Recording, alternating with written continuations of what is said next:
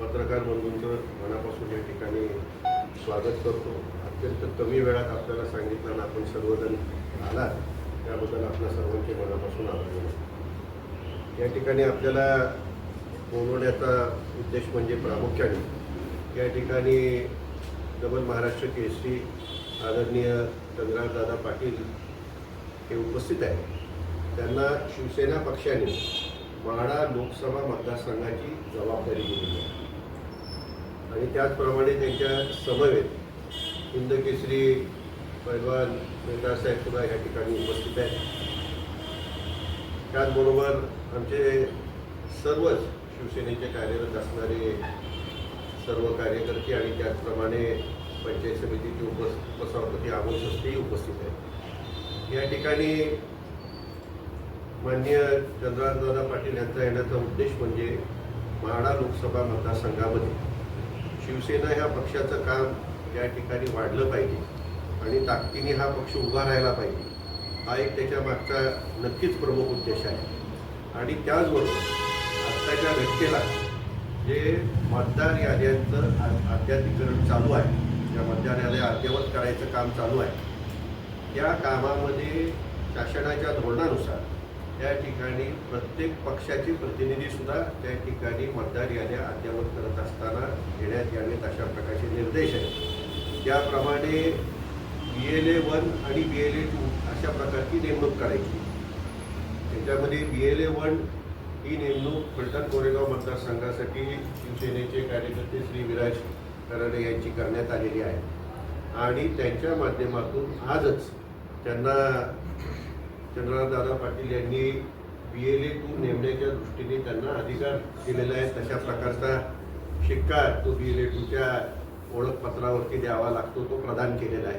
आत्ताच काही वेळापूर्वी त्या ठिकाणी शिवसैनिकांचा मेळावा घेण्यात आला, त्याच्यामध्ये हा शिक्का त्यांना प्रदान करण्यात आला आणि आता BLA 2ची त्या ठिकाणी निवड ही आम्ही केलेली आहे. आता त्यांना त्या ठिकाणी ओळखपत्र मिळतील आणि त्यांच्या माध्यमातून पूर्णपणे शिवसेना ह्या पक्षाचं लक्ष ह्या याद्या अद्ययावत करत असताना त्या ठिकाणी राहणार आहे आणि जे पात्र मतदार आहेत ते राहिलेच पाहिजे, म्हणजे आपापले ते कमी झालेच पाहिजे अशा प्रकारचा त्या ठिकाणी पक्षाचं धोरण राहणार आहे.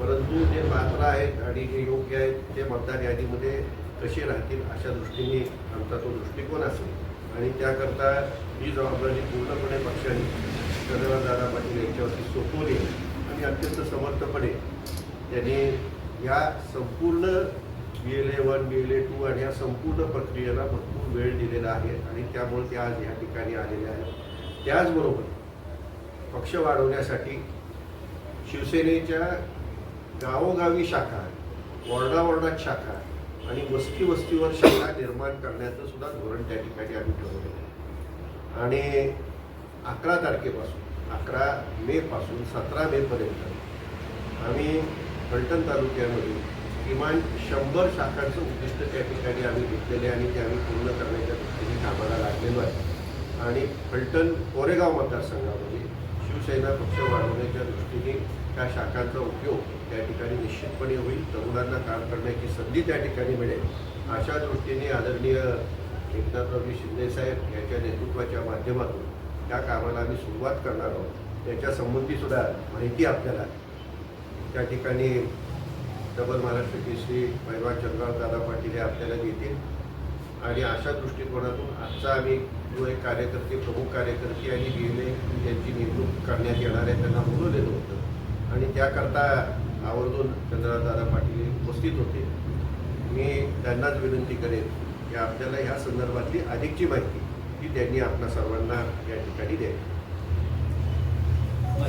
राज्यामध्ये आणि देशामध्ये जो SIR सुरू आहे, जी जनगणना सुरू आहे, त्या खरोखर जनगणनेवर काम करत असताना निवडणूक आयोगाच्या निर्देशानुसार जो शासनाच्या वतीने BLO नेमण्यात येणार आहे की जो घरोघरी जाऊन मतदारांची तपासणी करणार आहे, खरोखर मतदार आपला या गावचा आहे का किंवा या तालुक्यातला आहे का किंवा डबल मतदार तिचं लागलेला आहे का किंवा तो भारतातला रहिवासी आहे का नाही इथपर्यंतची माहिती आज आपण SIRच्या माध्यमातून घेणार आहोत आणि खरं तर ते BLOचं काम जे शासकीय अधिकारी करणार आहेत, ते शिक्षक असतील, अंगणवाडी सेविका असतील किंवा तलाठी ग्रामसेवक असतील त्यांच्याबरोबर हे प्रत्येक पक्षानं BLA नेमण्याची जबाबदारी आम्ही निवडणूक आयोगानं प्रत्येक पक्षावर दिलेली आहे.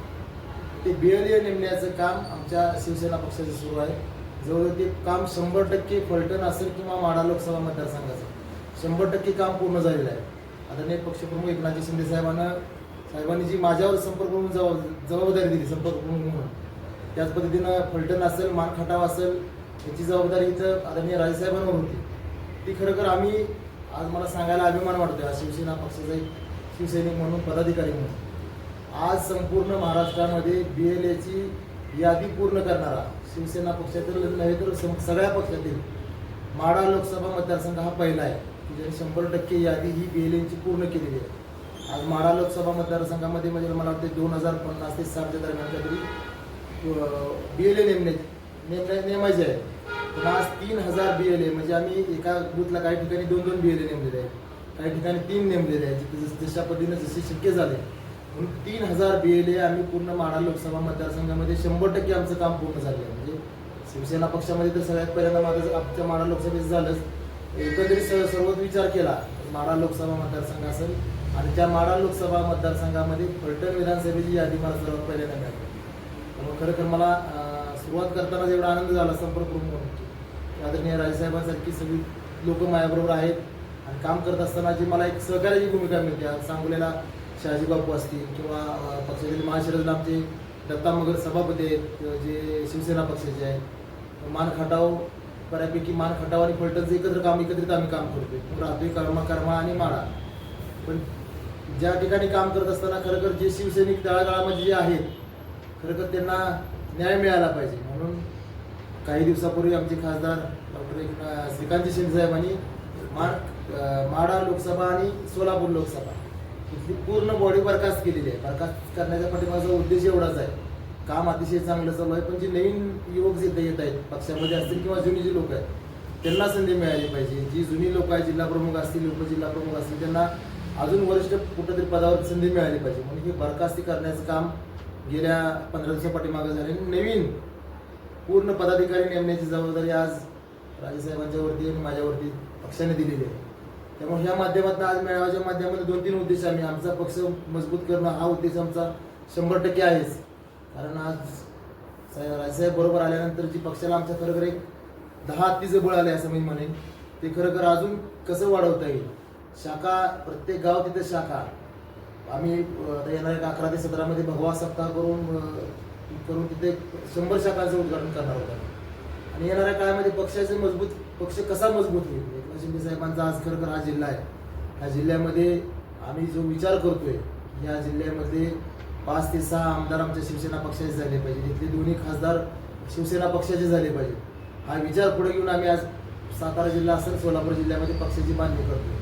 आज BLA मार्गदर्शन असेल पक्षाची मजबूत मोड बांधणी असेल किंवा आणखी अन्य काही गोष्टींवर आज आमच्या पदाधिकाऱ्यांना मेळावा पार पडला. येणाऱ्या 11 ते 17 तारखेला आम्ही 100 शाखांचं ओपनिंग करतोय माढा फलटण विधानसभा मतदारसंघामध्ये. त्याच्यानंतर पुढचा प्रोग्राम आमचा फलटण असेल मानखटाव असेल या प्रत्येक पंचायत समिती गणामध्ये जाऊन प्रत्येक BLAची आम्ही गाडी घेणार आहोत. मी असेल संपर्क प्रमुख जिल्हा प्रमुख असतील जे आता BLA 1 जे प्रमुख म्हणून नेमले आहेत आम्ही समज एकदम वराव करून BLA 1-2 जे आहेत त्याला कोणकोणत्या अडचणी आहेत. BLA काम करतोय की नाही करतोय शासकीय अधिकारी का तो एका रूममध्ये बसून त्या मतदार यादी तयार करतोय. त्या अशा अनेक गोष्टी प्रत्येक पक्षाचे BLA तिथं असणार आहेत. त्यामुळे कुठलीही म्हणजे जे आपण पाठीमागं ऐकत होतो बोगस मतदान लागलेलं होतं बाहेरचं मतदान लागलं होतं हे येणाऱ्या काळामध्ये ही कुठलीही गोष्ट घडणार नाही.